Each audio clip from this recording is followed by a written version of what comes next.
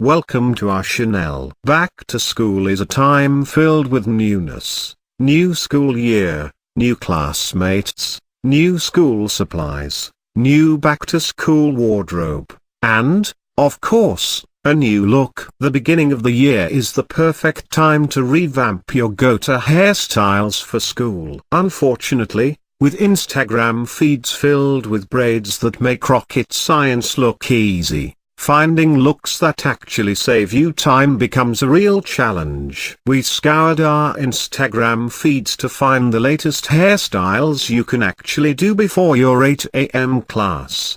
1 barefoot blonde, barrette pin side part. Add a little quick sparkle to your look by clipping in a few shiny barrettes. Part your hair down the middle with a comb. Spray your hair with O&M Surf Bomb Sea Spray to create some natural waves, and then pin some barrettes down the side about 1.5 inches apart. 2 slicked back high pony. Elevate your typical ponytail for school by adding height and shine. Run a dollop of the John Frieda Frizzy's Extra Strength Serum through wet or towel dried hair. Use a comb to evenly transfer hair into an elastic at the crown of your head.